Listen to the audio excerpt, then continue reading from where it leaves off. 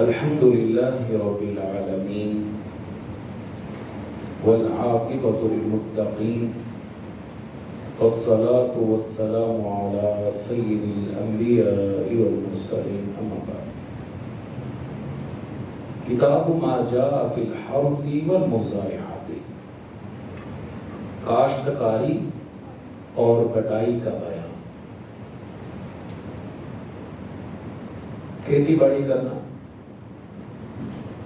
یہ زراعت کا ایک کام ہے اور اس میں کوئی قباحت نہیں ہے، لیکن ایک حدیث اس سلسلے میں آ رہی ہے کہ جب انسان بالکل اسی کام کا ہو کے رہ جائے، نہ اسے دین کی خبر، نہ اسے جہاد کی خبر، پھر یہ کام کے بارے میں نبی علیہ السلام نے کیا الفاظ استعمال فرمائے ہیں آپ حدیث میں دیکھ لیجئے گا۔ سب سے پہلی حدیث ہے فضل الزرع والغرس، کاشتکاری اور شجرکاری کی فضیلت۔ کھیتی باڑی کرنا اور درخت لگانا یہ فضیلت والا عمل ہے۔ عن انس رضی اللہ عنہ قال، سیدنا انس رضی اللہ تعالی عنہ سے مروی کہ رسول اللہ صلی اللہ علیہ وسلم نے فرمایا، ما من مسلم یغرس غرسا او یزرع زرعا فیأکل منه طیر او انسان او بہیمۃ الا کان له به صدقۃ۔ جب کوئی مسلمان شجرکاری کرتا ہے، درخت لگاتا ہے یا کاشتکاری کرتا ہے، کھیتی باڑی کرتا ہے، پھر اس میں سے کوئی پرندہ، انسان یا حیوان کھاتا ہے تو اسے صدقہ و خیرات کا ثواب ملتا ہے۔ درخت لگا دیا، پھلدار درخت ہے یا اکیلا سایہ دار درخت ہے، پھلدار ہے تو بہت اچھی بات ہے، لوگ پھل کھا لیتے ہیں، کوئی پرندہ آ کے کھا لیتا ہے، کوئی حیوان گزرتا وہاں سے کھا لیتا ہے، اونٹ ہے اس نے کھا لیا۔ اب یہ بندے کا کھایا ہوا اس کے نامہ اعمال میں صدقہ لکھ دیا جائے گا۔ شجرکاری ہے، درخت لگانا، لوگوں کو سایہ مل رہا ہے۔ اب آپ دیکھیں گے ہمارے ہاں بہت سارے ایسے مقامات ہیں جہاں پہ جنگلات والا سلسلہ تھا، درخت تھے، لیکن ان کو کاٹ کے کوئی فکر ہی نہیں، وہاں پہ سوسائٹیاں بنا دی، وہاں پہ سوسائٹیاں بنا دی۔ حالانکہ درخت کا ہونا جہاں پر لوگوں کو اس اعتبار سے فائدہ دیتا ہے کہ وہ لوگوں کے لیے سایہ کا کام دیتا ہے، وہیں پہ ماحولیاتی جو آلودگی ہے اس کو کنٹرول کرنے کے اندر بھی درخت کا بڑا کردار ہے۔ حتیٰ کہ جو موسمیات کے ساتھ تعلق رکھتے ہیں وہ بتاتے ہیں کہ آپ ذرا 1 کروڑ بغیر درختوں کے اور 1 کروڑ درختوں کے ساتھ لگا کے دیکھیے، دونوں کے ٹمپریچر میں زمین آسمان کا فرق ہے۔ اس قدر وہ گرمی کی شدت کو بھی کنٹرول کرتا ہے۔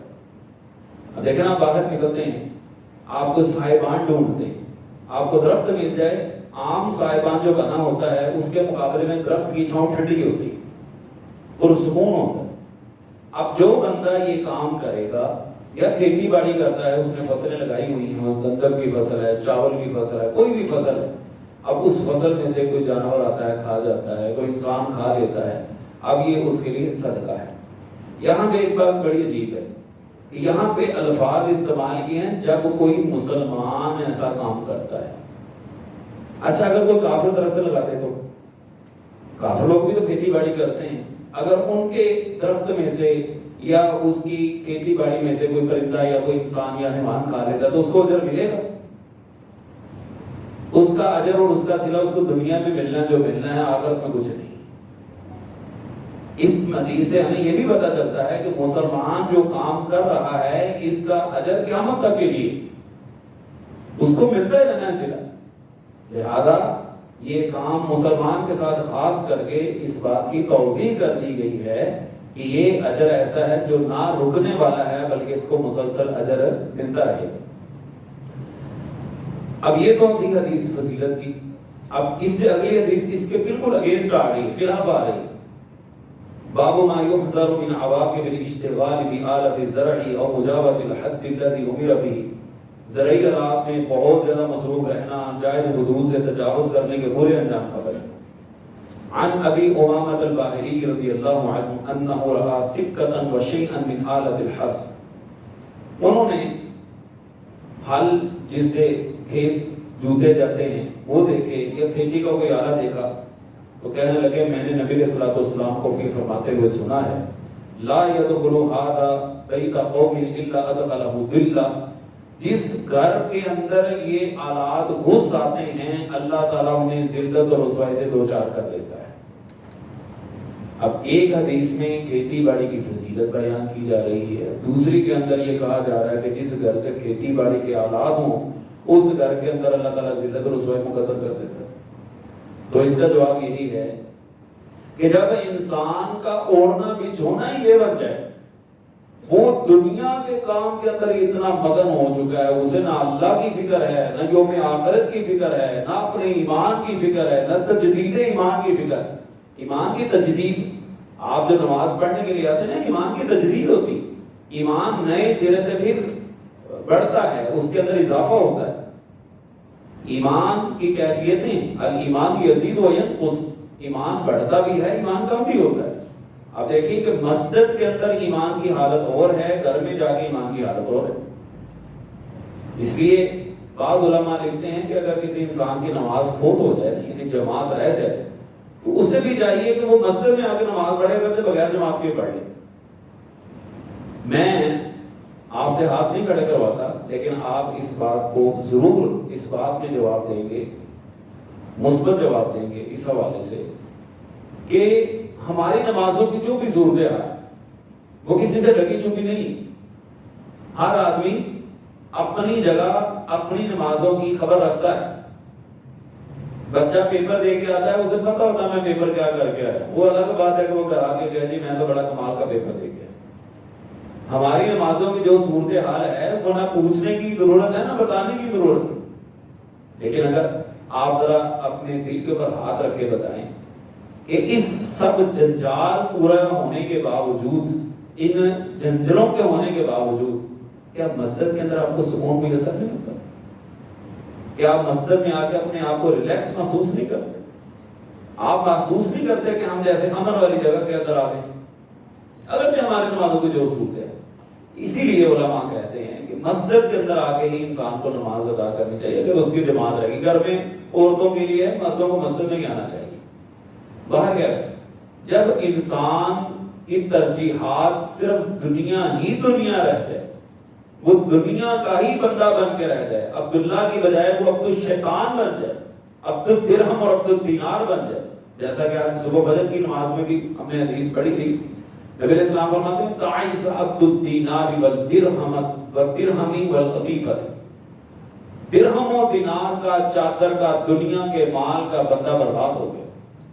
ان اعطی راضی، اگر اسے دے دیا جائے تو بڑا راضی رہتا ہے، بڑا خوش رہتا ہے، بڑا جناب یہ بھولا نہیں سماتا، یہ پکڑا نہیں جاتا، یہ تو ہواؤں میں چلا جاتا ہے، اس کو پیسے ملے، اگلے بندے کی تعریفوں کے پل باندھ دے گا، جناب بتائے گا کہ دنیا کے اندر اس جیسا اچھا انسان ہے ہی کوئی نہیں، وَإِن لَمْ يُعْطَ لَمْ يَرْضَ، اگر نہ دیا جائے تو راضی نہیں ہوتا، پھر کیڑے بھی نکالے گا، پھر اس کی برائیاں بھی بیان کرے گا، پھر اس کی خامیاں بھی بیان کرے گا، پھر اس کی خوبیاں ساری اس کی آنکھوں سے اوجھل ہو جائیں گی، اسے نظر آئے گی تو صرف یہی بات ہے کہ اس نے مجھے پیسے نہیں دیے، اس نے میری ہیلپ نہیں کی، اس نے میرے ساتھ تعاون نہیں کیا، یہ دنیا داری کا بندہ بن کے رہ گیا۔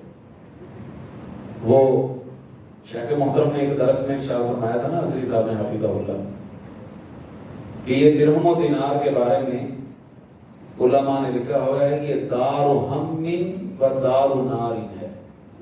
درہم دار ہم، غم کا گھر، دینار دار نار، جہنم کا گھر، کہ جب انسان کی یہی ترجیح بن جائے مال مال مال، میرا مال، دن صبح ٹائم اٹھتا ہے مال، شام سوتا ہے پیسے، وہاں سے مال آ گیا، یہ اس کی زبان پہ ایک ہی کلمہ جاری ہے، پیسہ پیسہ پیسہ۔ اب اس کو پیسہ آ جائے تب بھی غم ہے، نہ ہو تب بھی غم ہے، ہر وقت غم کی کیفیت کے اندر۔ اپنی ایمان سے بتائیے اس وقت ہم اسی حال سے نہیں گزر رہے؟ مجھ سمیت ہم سب اسی دوڑ کے اندر پیسہ پیسہ پیسہ. میں حیران ہوتا ہوں کئی دفعہ، میں نے اپنی ہوش کے اندر کچھ نہ کچھ چیزیں ایسی دیکھی ہوئی ہیں. مثال کے طور پر یہ ہمارے ایک سلسلہ چلتا ہے پراپرٹی ڈیلر کا. ایک بندہ پراپر یہ کام کر رہا ہے، وہ پراپرٹی ڈیلر ہے، وہ لوگوں کو کسٹمروں کو مقام دکھاتا ہے، وہ آپس میں بیچ میں پارٹیوں کے درمیان کردار ادا کرتا ہے.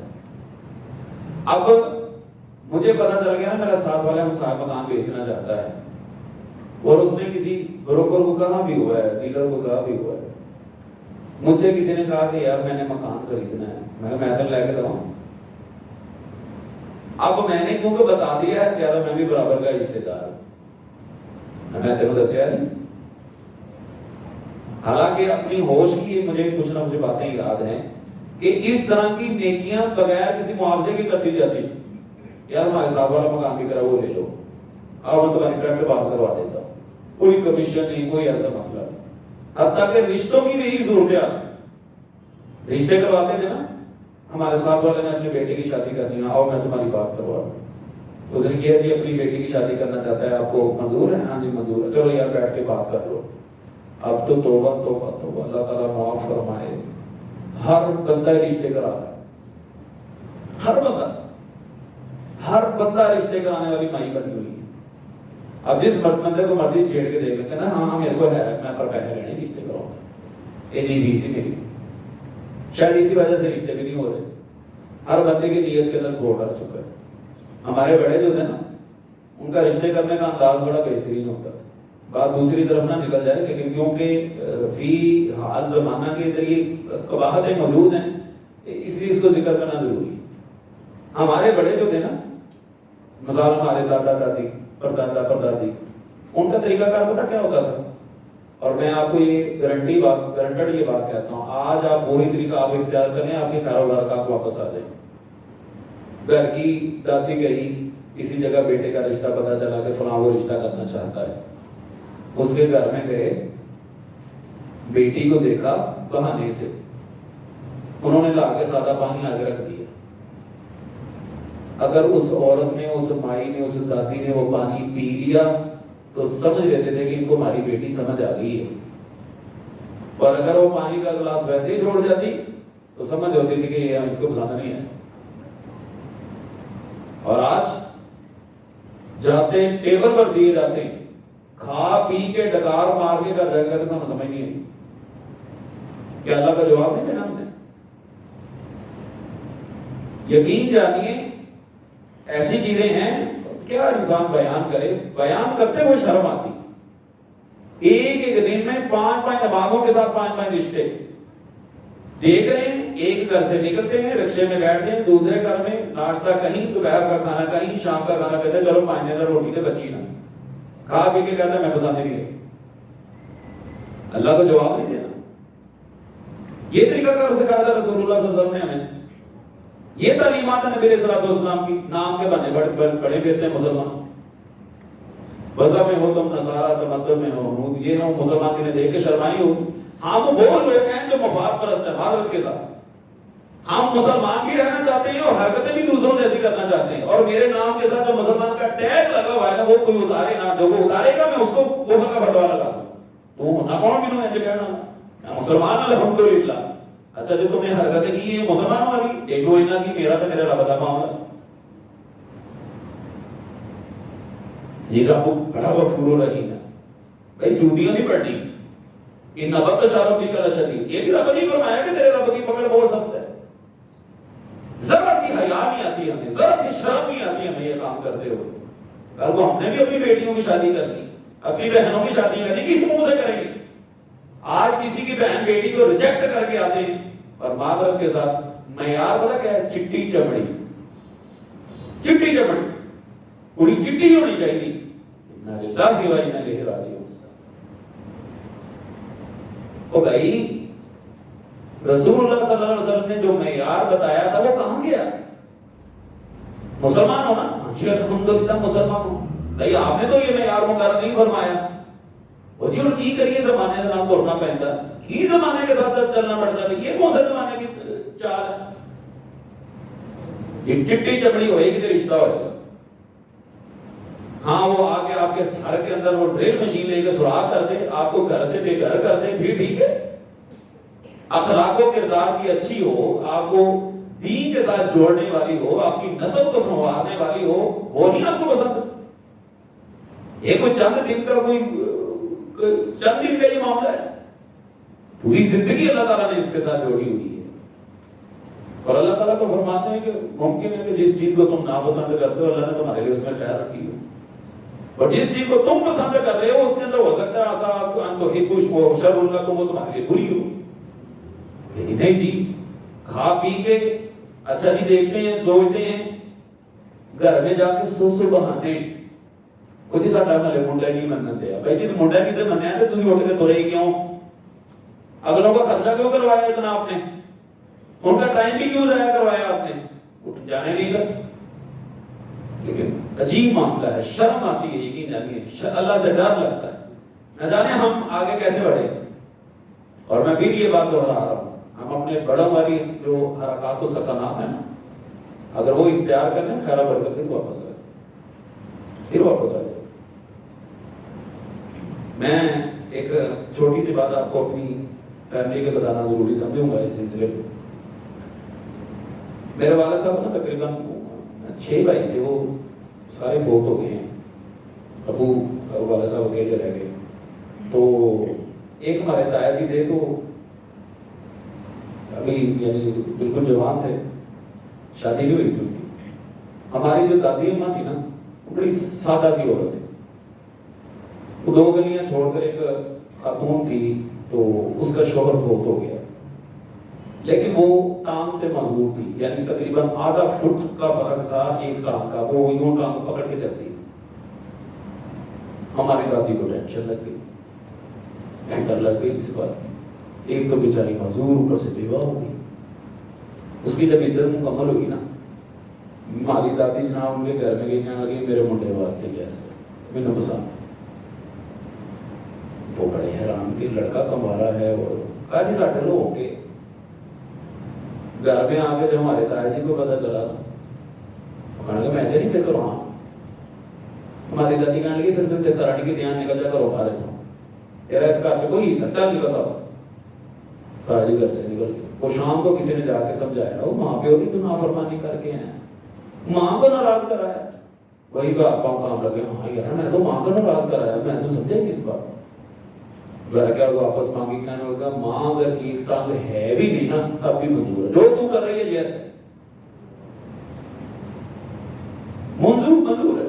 اور یقین جانیے ہماری دادی نے اس خاتون کے ساتھ ہمارے دادا جی کی شادی کی. وہ اتفاق ایسا اللہ تعالیٰ نے زندگی اتنی لی, وہ 6 مہینے بعد وہ خاتون کی فوت ہو گئی. کئی جنم. عرض کرنے کا مقصد یہ ہے کہ ہم لوگ کہنے کو اور کہلوانے کو اپنے آپ کو مسلمان ہیں. میرے نام کے ساتھ جو مسلمان کا ٹیگ لگا ہوا ہے نا, کسی کو جرأت نہیں ہے اتارنے کی, تو صرف نام تو مسلمان ہے. عملی طور پر ہم نے مسلمانوں کو کوئی کام نہیں کرنا.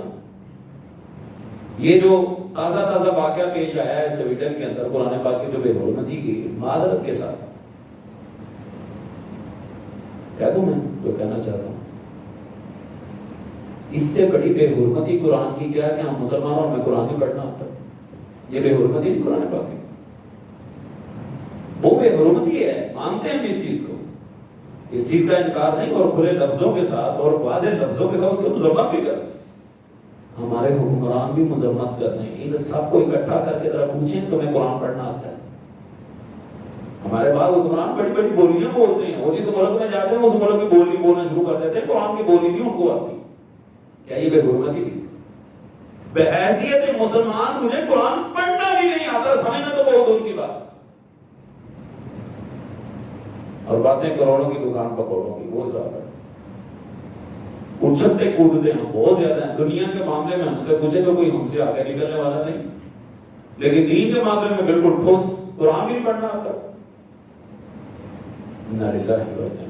باہر کیا ہے, بات یہ کر رہا تھا کہ جب انسان کی ترجیحات ہی صرف دنیا رہ جائے اور یہ کھیتی باڑی ہی اس کا مطمع نظر بن جائے، پھر یہ آلات الٹا اس کے لیے وبال جان بن جاتے ہیں۔ اگلی حدیث ہے جی اقتناء القلب بالحرث۔ ہر حدیث اپنی جگہ پر ایک مکمل موضوع رکھتی ہے۔ چلیے بات کیا کھیتی باڑی کی حفاظت کے لیے کتا رکھنا۔ عن ابی ہریرہ رضی اللہ عنہ قال قال رسول اللہ صلی اللہ علیہ وسلم، حضرت ابو ہریرہ رضی اللہ عنہ سے مروی ہے کہ رسول اللہ صلی اللہ علیہ وسلم نے فرمایا، من امسک کلبا، جو شخص کتا پالتا ہے، فَإِنَّهُ يَنْقُصُ كُلَّ يَوْمٍ مِّنْ عَمَلِهِ قِيرَاطٌ، روزانہ کی بنیاد پر اس کے عمل میں سے ایک قیراط اجر کم ہو جاتا ہے۔ صحابہ نے پوچھا اللہ کے رسول ایک قیراط اجر کتنا ہوتا ہے؟ فرمایا احد پہاڑ کے برابر ہے۔ اتنی نیکیاں تو ہو سکتا میں پوری زندگی میں نہ کی ہوں۔ الا قلب حرث او ماشیۃ، ہاں کھیتی باڑی یا ریوڑ کی حفاظت کے لیے کتا رکھا جا سکتا ہے، گھر کی حفاظت کے لیے، کھیتی باڑی کی حفاظت کے لیے، اس کام کے لیے تو رکھا جا سکتا ہے، لیکن شوقیہ کتا پالنا جس کا کوئی مقصد ہی نہیں ہے۔ لیکن ایک بندہ ایک ایسے علاقے میں رہتا ہے جہاں پہ خدا نخواستہ چور ڈاکوؤں کا کوئی مسئلہ ہو یا ایسا، وہاں پہ حفاظتی کتا رکھنا کو سمجھ آتا ہے، لیکن ہر گھر کے اندر حفاظتی کتا ہو۔ جس طرح ہمارے پاس نوجوانوں کو بڑا شوق ہے کتے پالنے کا، اور ساتھ ساتھ یہ پھرتے ہیں اور لوگوں کے اوپر اپنا روب بھی جماتے ہیں کہ اگر تم نے مجھے کچھ کہا تو میں تمہارے اوپر کتا چھوڑ دوں۔ یہ بات یاد رکھ لیں، شوقیہ کتا رکھنے کی وجہ سے روزانہ کی بنیاد پر ایک قیراط اجر عمل سے کم ہو جاتا ہے۔ تو جس بندے کے پاس زندگی کے اندر مستقل طور پر یہ جانور ہو وہ کیا کرے گا؟ اس کے تو بلے کچھ نہیں رہنا۔ اسی طرح اگلی حدیث کے اندر بھی وضاحت ہے، وعنہ رضی اللہ عنہ فی روایت الا کلب غنم، بکریوں او حرث یا کھیتی او صید یا شکار کے لیے کتا رکھا جا سکتا ہے۔ اسی طرح اگلی حدیث کے اندر بھی بالکل بات واضح ہے کہ شکاری کتا یا جانوروں کی حفاظت کے لیے تو رکھا جا سکتا ہے، البتہ شوقیہ کتا رکھنا جائز نہیں ہے۔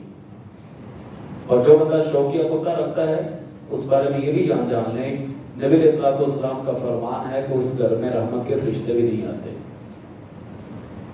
اب یہ فیصلہ آپ کے اوپر منحصر ہے کہ آپ کیا کرنا چاہتے ہیں۔ باقی یہی تک ہمارا سبق تھا، کل انشاءاللہ نئے سبق کے ساتھ بات ملے گی انشاءاللہ۔ اللہ تعالی ہم سب کا حامی ناصر ہو اور اللہ دین کے مطابق زندگی گزارنے کی توفیق عطا فرمائے۔